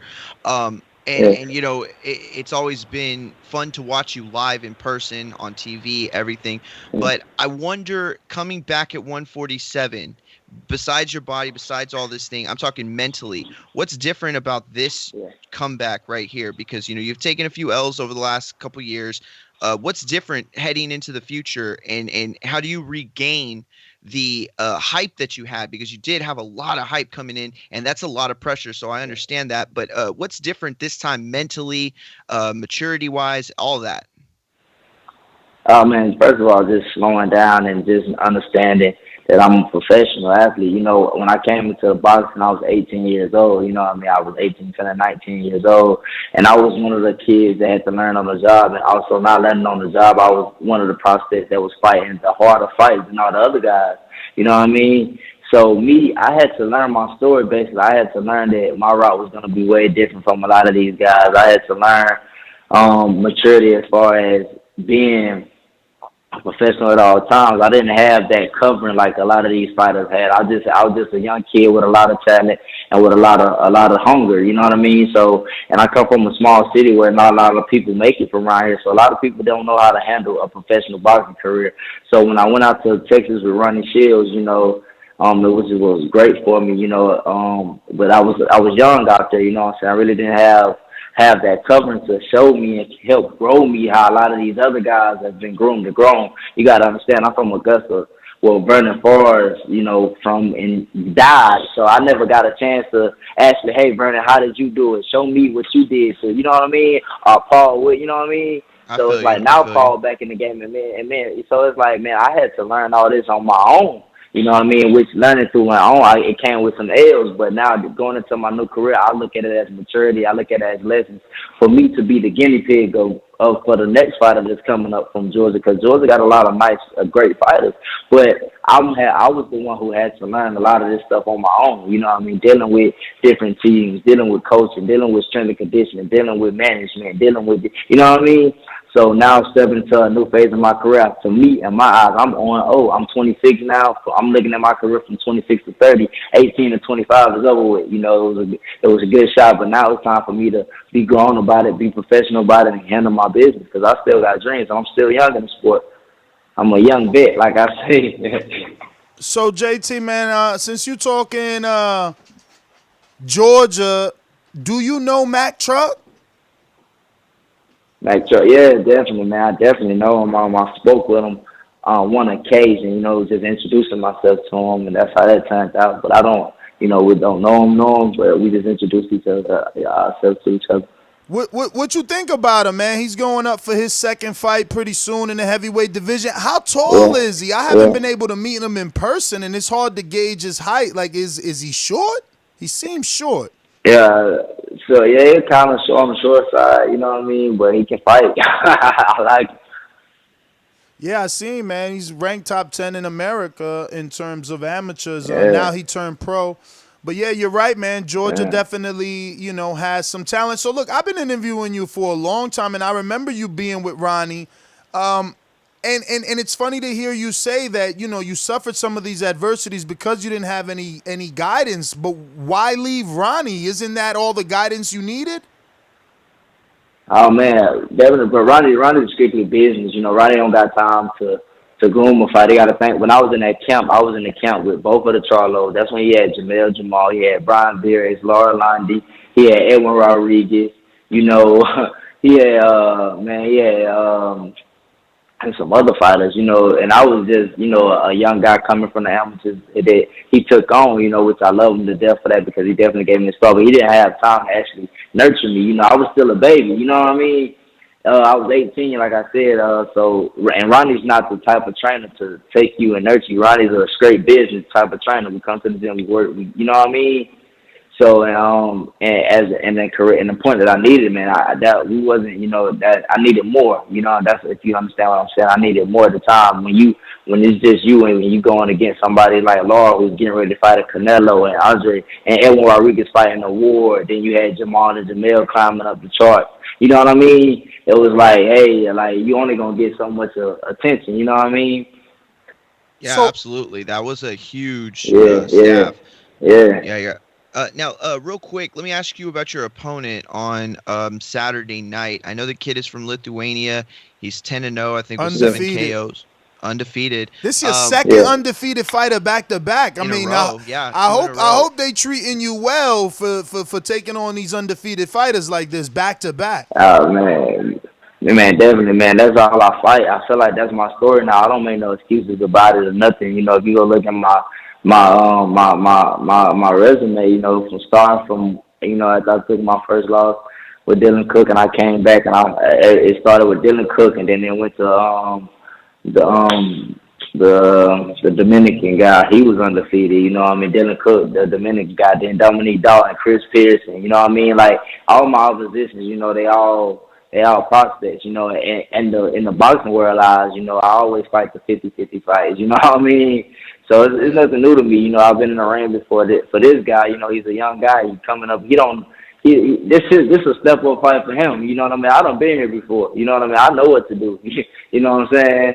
So it's like, man, I'm kind of used to it. I don't even make no excuses about it. I just feel like I'm just gonna keep showing it, Like I talked to my big bro Maul, Jamal Charlo. That's like a brother to me because we started together. And he always tell me, he say, man, you're not a prospect no more. Just you took your lessons. He said, now you a prospect killer. So they gonna feed you these guys, and you got to show them that they don't belong in the ring with you. And that's my mindset. Definitely like a prospect killer mindset. So listen, I'm going through the IG. And I see for this camp, you went down West Palm Beach to Kevin Cunningham's. Yeah. How was that? Oh man, that was actually in September, man. I'm gonna tell you, man, some funny stuff, man. I've been in camp since September, and I did camp with Lubin. I was sparring with Lubin, and right after I went to Lubin camp, I went straight to Jamal camp and helped him for his fight. But, I had my team with me too, so it's like, man, I did camp, and then I came home to finish my camp, you know what I mean? So, man, I've been in the gym since September, just completely focused, getting touches from Kevin, going back to Ronnie, you know what I'm saying, working with Ronnie a little bit, getting the work from on to come home to my home team to put everything together. Man, I've been working since September. Like, it was like a cleansing. It was like a rehab for me to get my mind back right and wrapped around boxing. So that was perfect. I had two great coaches to put hands on me. Then I come on to my coach to go and polish everything up. And it was perfect.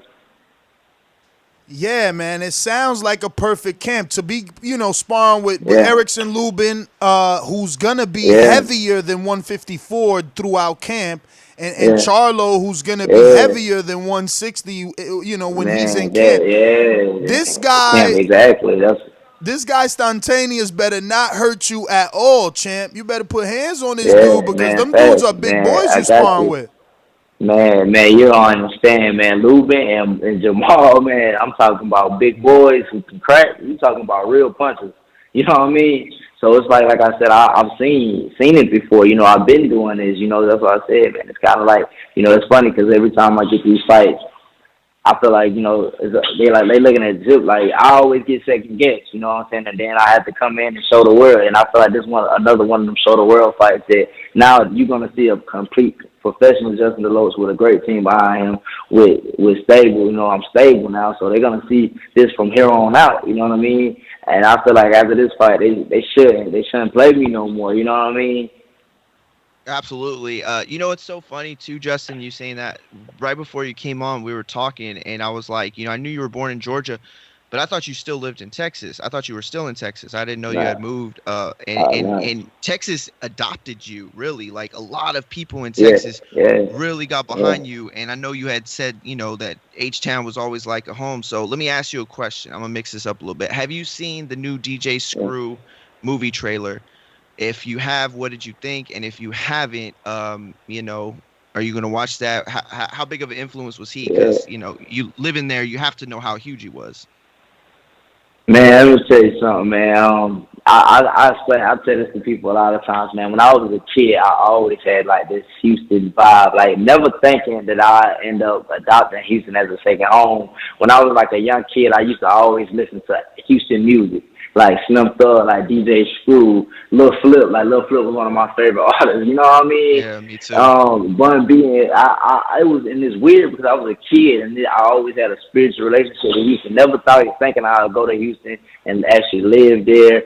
You know what I mean? So, and I haven't. And to answer your question, I haven't seen the trailer yet, and I'm gonna check it out because Houston, I always had a vibe for Houston. They say, man, Justin, you don't act like you from Georgia because I'm Houston. I'm laid back a lot, you know. And I went to Houston, I realized, when I went to Houston, man, I realized how me and Jamal was so much alike, and I'm like, man, this guy's like a mirror to me. You know what I mean? Like, so I was like, yeah, I'm definitely like got a Houston vibe, and I bring that to Georgia, and that's what made me different down here, I guess. Yo, I was sitting with a few writers at a hotel one time, and y'all had all come in, and you were supposed to be on the undercard of a fight, and I think your opponent pulled out or something, so you didn't end up fighting. And you walked in, and they were like, "Oh man, who is that?" You know, 'cause you were still pretty young at the time, and one guy was like, "Oh man, that's those are the Charlo's cousin." Definitely. I see it now. Oh yeah, definitely. So everybody thought y'all were related. You know what I mean? When you were younger, but you had that Houston vibe to you for sure. You did. It's not like fly, you know what I mean, type of vibe. Yeah, definitely. It just was in me, man. It was just guys playing, I guess, man. Cause when I go to Houston, man, I'm right at home, man. Like when I was in the camp with Marlon, just going back to Houston and catching the vibes, man. It was like I never left. That's what's up. Ness, you got any more? I do. I'm trying to look for the post with the people's questions. Okay, and how far are you from weight? Has it been pretty easy making 147? Where are you at right now with your weight? Man, I'm almost to weight. I'm when I say almost to weight, you know, we fighters, you know, that mean like 4 or 5 pounds off. You know what I mean? Yeah. I was able to hold my weight all camp, you know what I mean, and be strong.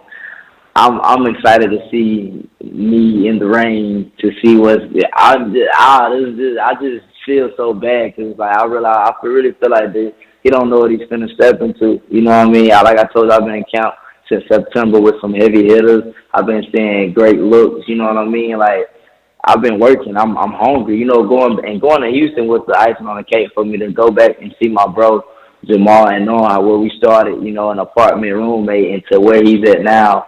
And that's what I've seen, him completely being focused on his career and putting boxing first. It helped me to learn me, you know what I mean?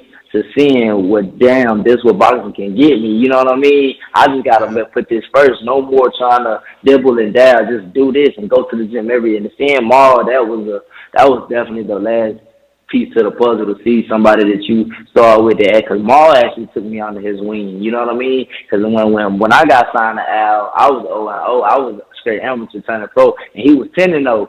So they was moving us together. You know, a lot of the fights Maul fought, we was on undercard together, you know what I mean?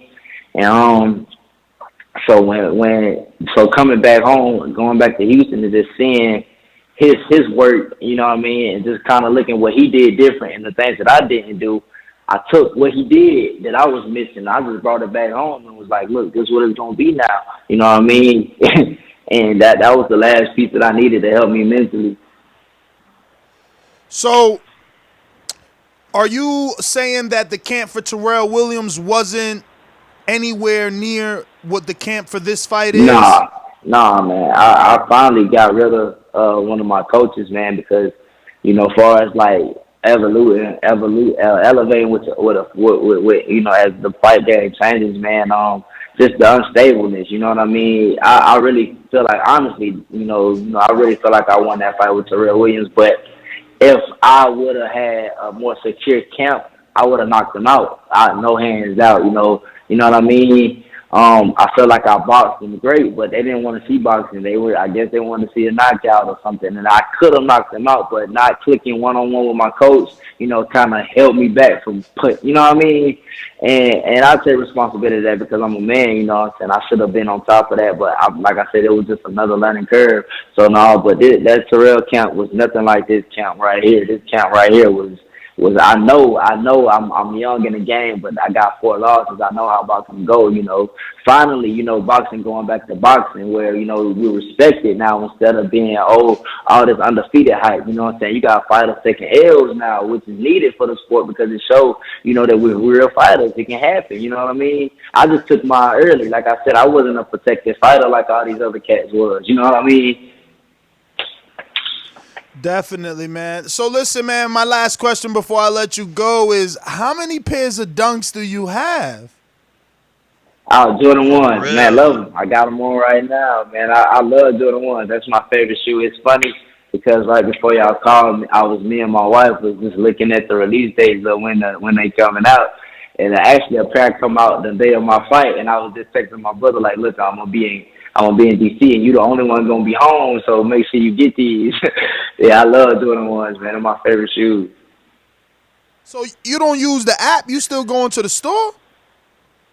Nah, some shoes I go to the store. A lot of shoes I do go to the app because, we from Augusta, so some of the shoes, like, don't come down here, the exclusive ones I want, and these are exclusive ones, so yeah, I got to get these on the app, and I was telling him to run the app. I'm in fight mode right now. Even though I want the shoes, I'm still thinking about my opponent. You know what I mean? So I'm just, hey, look, make sure you get these shoes for me on the app while I'm handling my business. Well, Justin, man, I want to thank you, obviously, for coming on the show, man. We wish you the best of luck. Very happy to hear that you're at 147, man. Austin Trout just dropped down. He's with PBC. Maybe you guys could get something in. And, Terrence Crawford was looking for a welterweight fight. You got to get this win, and the doors swing open. Man, doors are open, man. It's going to flood, and that's all I got to say, man. I just got to get through this one, and I know this is the one right here that's going to get me back to where I need to be. You know what I mean? Because I was there. I was almost there, like I said. I just want to comment on the Jason, man, because, I fought Jason Rosario. You know what I mean? I don't know if y'all knew that. I've seen the fight, but I fought Jason Rosario. Yeah, definitely. I just watched seeing the fact that yeah, man, and like this, and even like I said, man, just a more secure camp. That was just matter of fact, I did camp for Jason Rosario in DC with Austin Trout when Austin Trout was getting ready to fight. You know what I mean?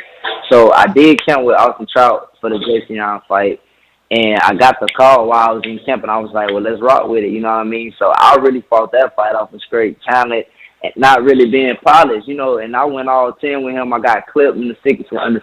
I'll never forget I got clipped in the 6th round. I ran into a hook, hands down, being defensively irresponsible, right?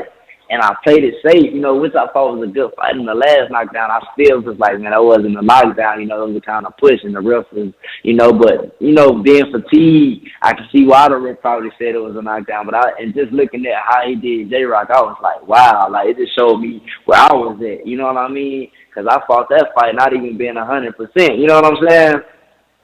Yeah. So it was motivational for you. Yeah, it was very motivational because to know, man, that man, I went because these guys they heavy hitters. You know what I mean? These guys can really punch and to see because I was winning the fight. If you look at, I was winning the whole fight up until the sixth round. You know, I feel like when the sixth round I got clipped, I know that gave him that round. The seventh round I took off, I gave him to that. But the eighth, ninth, and then that falls knockdown, I was like, man, these give me a split decision. Yeah, I'm in a draw. You know what I mean? But they felt in his favor. You know, I guess he had the power behind him, so it was cool.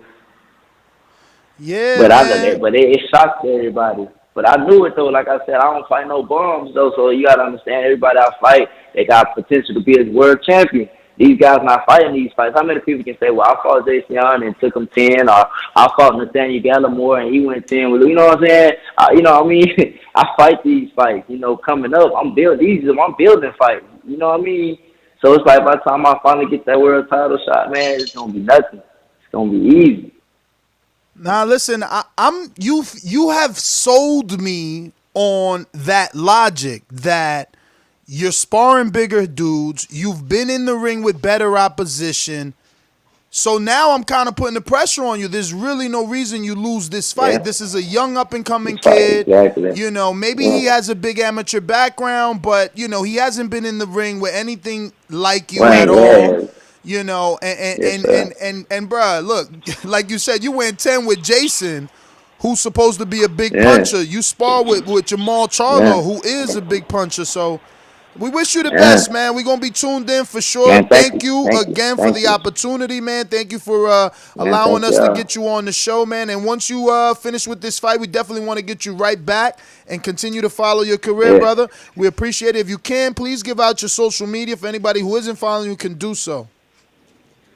Yes, sir. Oh, man, first of all, thank y'all for letting me use our platform to tell my story and just to continue to just grow and build fans. My social media is Jip the Champ, JIPTHE Champ. Facebook, Justin DeLoach, man. Y'all follow me, stay tuned, stay updated, and watch this weekend, March 14th, as I take this victory versus Alamonte Shayona. All right, brother. Well, thank you again. There you have it, ladies and gentlemen.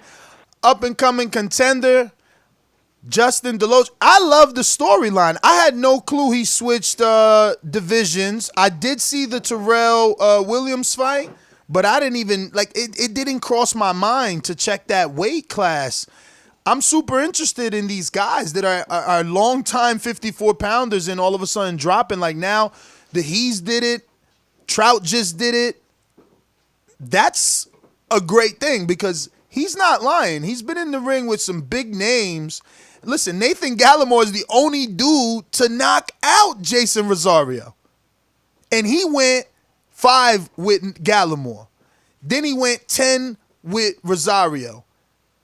I felt he should have got the Williams win, but I don't know. I'm just shocked he took that fight. You know, Williams did. He had the really bad fight with Richard Colon. No, not Richard. It's Pritchard Colon. And you know, he ended up never being able to box again. And I think Williams was out of the ring maybe 2 years for that. Let me double check, because that's I'm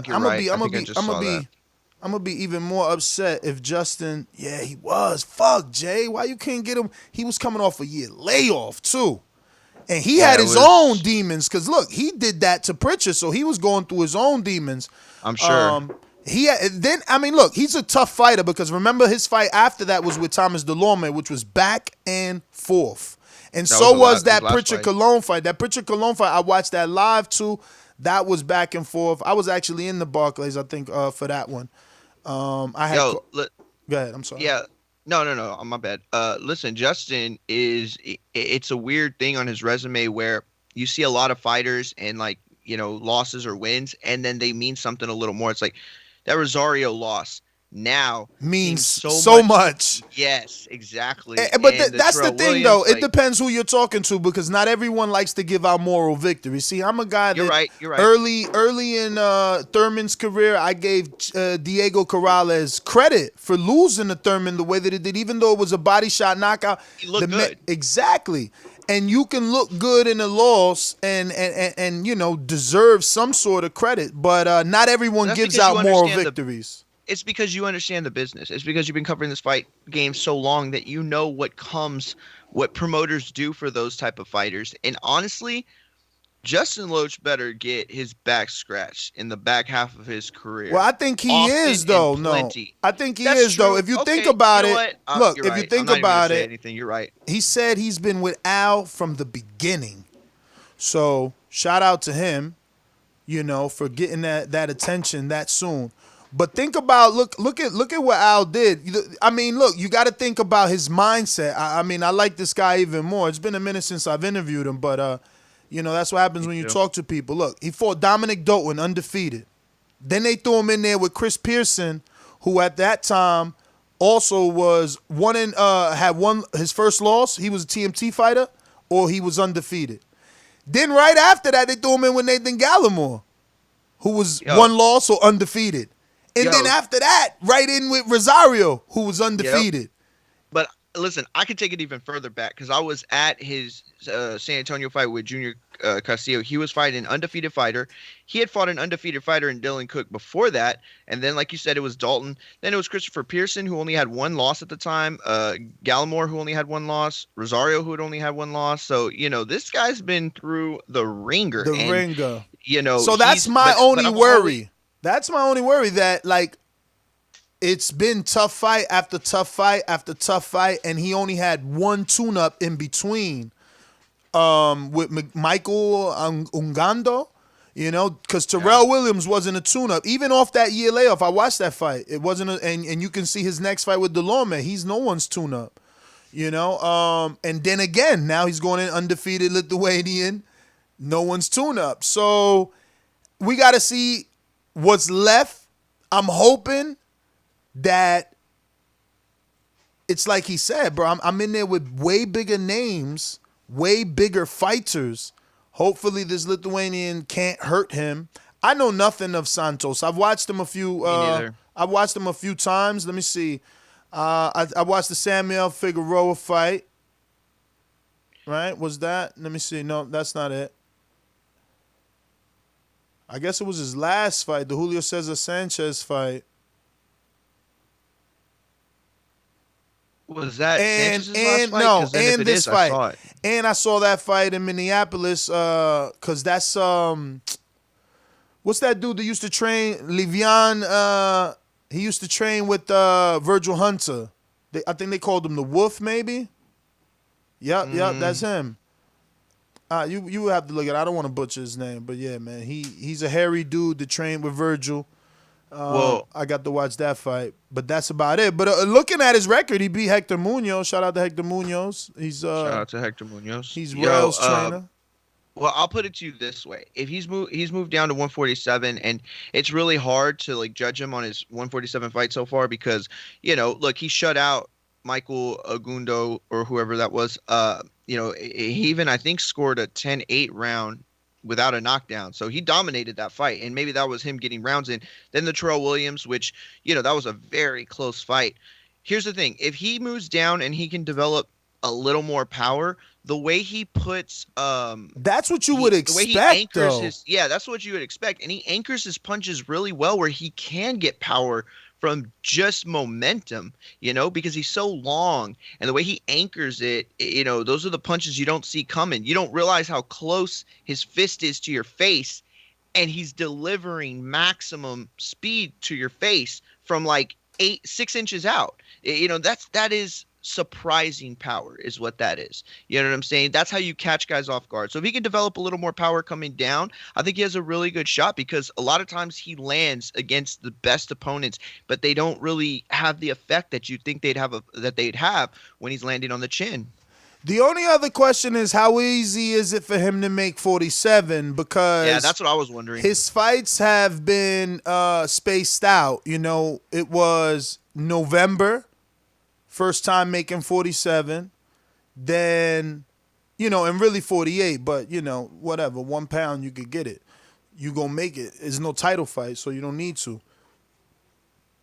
Well, but that was November, but then he didn't fight till 6 months later, and he made the weight again, and now again it's going to be almost a year.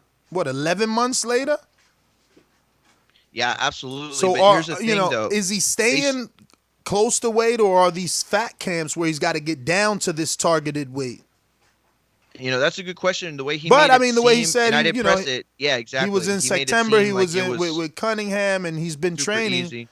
I just hope that his power, carries down so that he could be a problem down there and get some nice name fights. Like if he could get this win, he could end up being like a Keith Thurman comeback fight. He could Absolutely he could right. be in the ring with Josecito Lopez. Absolutely right. Man, is And Berto listen, they is still Berto believe in retired? him. No, of course they believe in him because they this still is believe like in him because he's getting a prime spot. Okay, he's getting a prime spot. He's the co-feature on this card. He's being televised.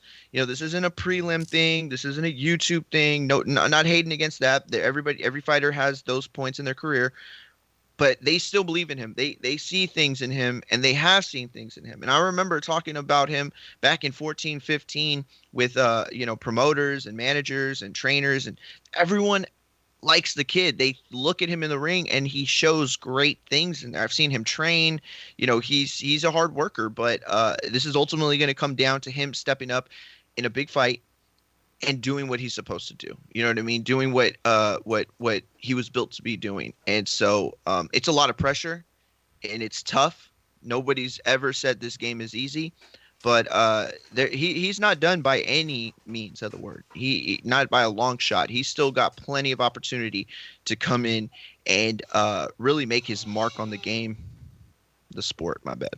Definitely, man. Definitely. I'm trying to look up. I don't know anything about this Stantanios dude. Me neither.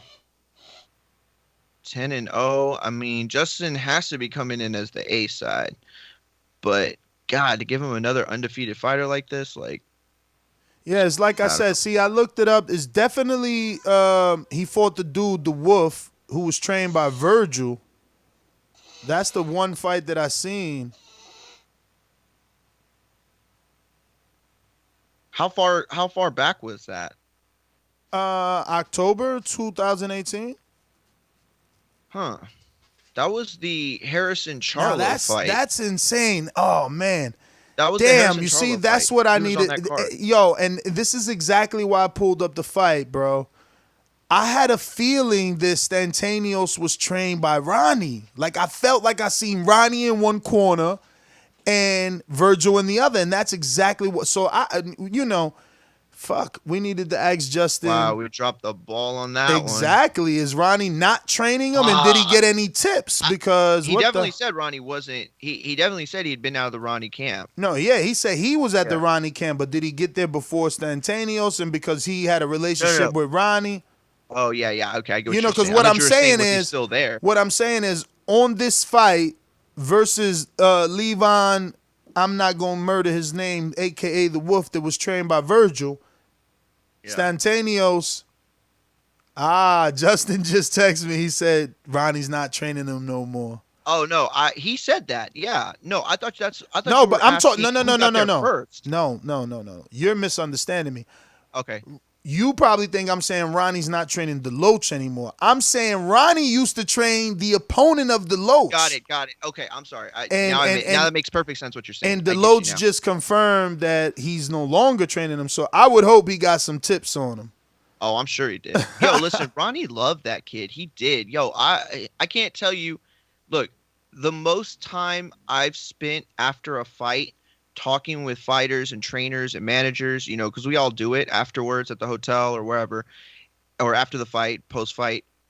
I've talked more about Justin DeLoach with people in Texas than probably anyone else because he's been fighting since I think 13 or 14, and I've been covering him since then. He's had so many fights in Texas that I've been able to see him develop, and so he really liked that kid. I'm sure that he's given him some pointers. I'm sure that the cat's out of the bag, I guess I'll put it like that. And not in a sneaky way, not in like a sneak diss type of way or like a turning your back on somebody type of way, but just in a, watching out for the kid type of way. Like, look, this is what you're getting into. This is what you need to do.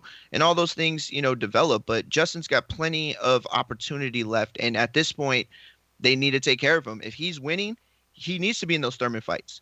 He needs to be in those Lopez fights. You know, he needs those opportunities. No, That he needs this win to open the he door win. for that. Yeah, definitely. He needs this Yeah, win he to needs open the the win door for first and that. foremost. You're absolutely right. But it's funny how our week is developing and unfolding, right? Like we had the promoter of Jason Rosario. Now we're having the trainer of Erickson Lubin who heard the show of Jason Rosario. We just had DeLoach who was on the show. I mean, who faced Jason Rosario. We had Ronnie not too long ago. It's like the week is developing quite interestingly. Now I'm more interested in this fight as well. It really went past my head or my mind. It slipped my mind that he moved down to 47. So I'm interested, especially with that division. Because I'll tell you. Because look, he could also end up fighting a Jaron Ennis, who's desperately needing a name. That's a good man. Yeah, you've always had that matchmaking skill, but I'll tell you that ESPN and Fox Fox Sports must be happy with us this week because we have drawn interest to that undercard. And honestly, I cannot wait. I can't wait to see both cards. And I was already excited for the main event in New York. Definitely excited to see Kirkland again. But I want to see what he's got, man. He looks focused. Kirkland does, bro. His new team that he has. You know, I hope he don't. What? Wow. And I've been trying to get Ennis on. Now we really got to get him. DeLoach said he turned him down on January 26th. Ennis ain't want to fight him for a January 26th fight. Wow. That's crazy. I mean, that's funny though. That's crazy that you brought it up like that, and then. No, because listen, all these guys know each other. Listen, I was in my gym. Of course. I was in my gym, and Rajan Chance, undefeated Rajan Chance, he just got his first fight on the Barclays Center card not too long ago. One of Chris Colbert boys. We just talking, you know, everybody's shadow boxing. He's like, and it's gonna be a world champ, and I'm like, when? You know, not that I don't think he's going to be a world champion, but just when is the question? Because right now, that welterweight division is top heavy. Like, them dudes are all beasts up there. Sean Porter is a beast. Obviously, Crawford is an animal. If Earl didn't lose a beat after that accident, he's always been a beast. He's one of the biggest. You know, I've seen him personally spar. I did a video reaction to him live sparring 178-pounder, bro. I've seen him spar 178-pounders, and I've seen him spar Cam Austin, the like 5-time Olympian and shit. You know what I mean? Yo, I know you know, but for those that don't know, Earl is like a folk hero in Texas. Like there are so many stories of people that he pieced up in sparring since he's been an amateur. Damn. He's got quite a few stories on him. Bruh, he sent me the receipts. Receipts. No, he didn't. Yes. Oh. Yes. They sent them. Yo, that's so crazy how it goes down too, man. It's funny. I was just talking to this female fighter, and she's like, yo, I need an opponent. And I sent the mad box recs of people I think she should fight.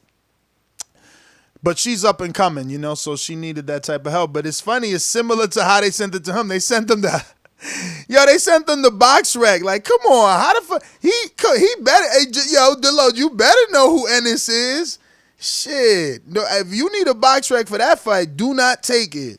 But yeah, they sent them the box rec, bro. Like, yo, he said, it's so crazy. They was actually pitching it to the network. Man, this is dope. Thank you, DeLoach. This is dope the way he sent it to me. They threw him the box rack. Huge fight. Yeah. That's a good fight. Huge in sense like it's a Showtime championship boxing. Absolutely. or it's a Showbox special event. You know, they do those.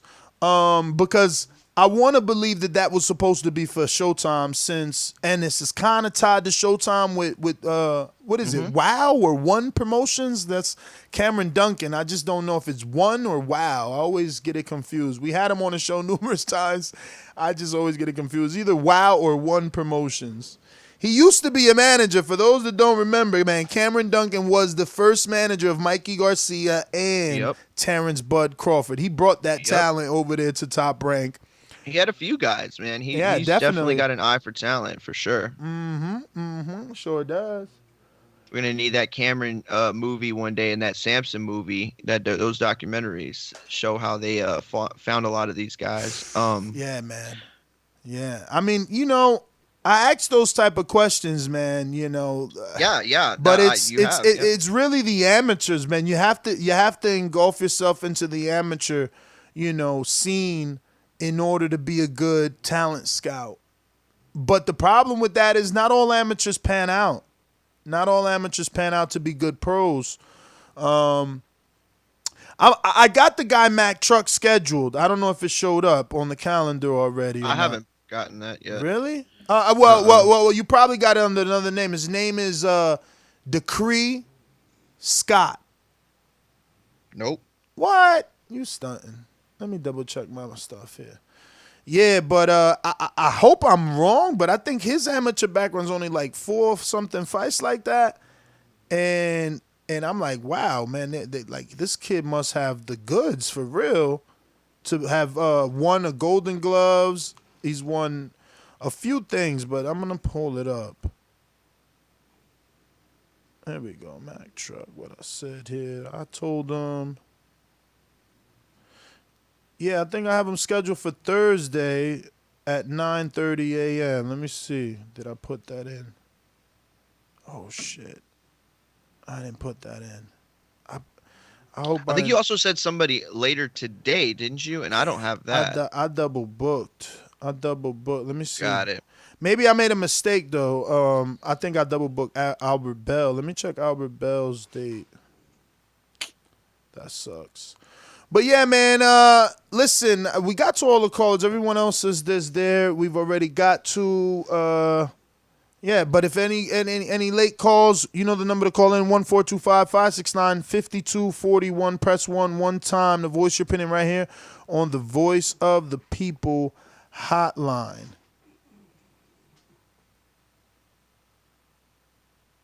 Yeah, and just for everybody listening, in case we did not make it clear, Justin DeLoach is fighting on the Fox Sports undercard. He is the co-main event on the Kirkland undercard. And our other guest, John, how did you say that? Bauza? Bauza, yes. Bauza. Juan Bauza is also fighting this weekend on ESPN. On the New York card in ESPN. That's the Shakur Stevenson, Miguel Mariaga. I'm assuming he's probably going to be on a stream or something, because seeing the hour or seeing the schedule on DirecTV, it looks like there's not going to be enough fights for him to be showcased. But I'm sure he'll be on one of their platforms. They show everything. That's what I love about ESPN. But John Bauza will be fighting Romain Tomas, who's Italian, and that's an 8-round junior welterweight fight. And Justin DeLoach is obviously fighting at welterweight, as we mentioned, in a 10-rounder. So a lot of fights this weekend, a lot to be excited about. Definitely actually really curious to see Jesse Magnello again. Jonathan Escueva, he's fighting too. Awesome. Yeah, these are pretty good cards, man. They're not like stacked top to bottom, but there's a lot of interesting matchups beyond what we expect to be televised, so. All right, I just sent them the message to see could we swap them from 9:30 to 10:15 since I double booked Albert Bell on that time. But yeah, man, just more interviews for you, that's all. Mack Truck is a new heavyweight. His name is Decree or Dakari, probably. We'll have him give us the true name. And he's a 2020 Olympian. He went to the Olympic trials. He's a one-time state Golden Glove champion, one-time regional champion. And he's out of Atlanta, Georgia, and he's ranked top 10 in the country, in U.S. But I'm pretty sure that would be under amateurs, ranked in the top 10 in the country, because no way with 1-0 he would be. I want to hear his story because check him out on IG. His IG is _Mac Truck_. So _Mac MAC TRUCK_. We'll give him the interview spiel and tell him that that's not what he needs to have there. But yeah. So get we're gonna have acquainted. to get together after the show because some of these guys I don't have. Like I had the Albert Bell interview. No, and then no, Flavio Decree, Rodriguez. Dakari's not in there yet. Like I said, I double Okay, booked good, Bell. good. I double booked Bell, so I never put Dakari in. And now I'm not gonna put him until he confirms the 10:15 slot. Let me get out to our Boomerang. Trey in the Bay, what up?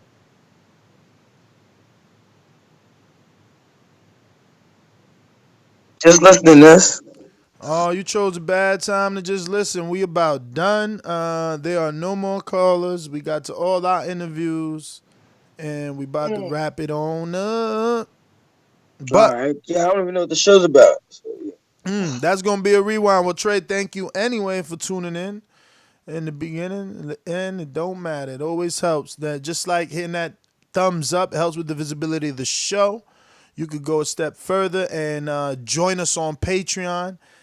Your pledge ensures that we keep Mario around here now, especially now that Mike's gone. You see? That's why we need them Patreon pledges. And when you get there, you'll be able to ask all these fighters that we're interviewing a question. The Justin DeLoach post was there. So you should take advantage of that, and you can ask anything you want as long as it's within reason. And, the Aaron McKenna's there, the Steve McKenna. Every interview that I've mentioned is there, and we'll continue to update you as we update the schedule. But like I said, the goal for 2020 is to continue to have at least 2 interviews per day. And on Thursdays, you get extra lucky because sometimes I'm doing 5 because of the availabilities. You know what I mean? The issue is Thursday, we get 3 because it's like the only West Coast available time slot, really. You know what I mean? So everybody tries to get on that slot. But, yeah, man, want to thank everyone that tuned in. Catch us on the next one. We'll be back for sure. Peace. Yeah, man. At Mario Munguia on Twitter, at Mario Munguia on Instagram. And please, listen, I see now when Mike had to get on everybody all the time. Look, there's way too many people in the live chat to not have as many thumbs up or even thumbs down. It don't matter. We don't. It doesn't matter. We just need that visibility. So definitely hit that. Peace. Do say. 60 seconds.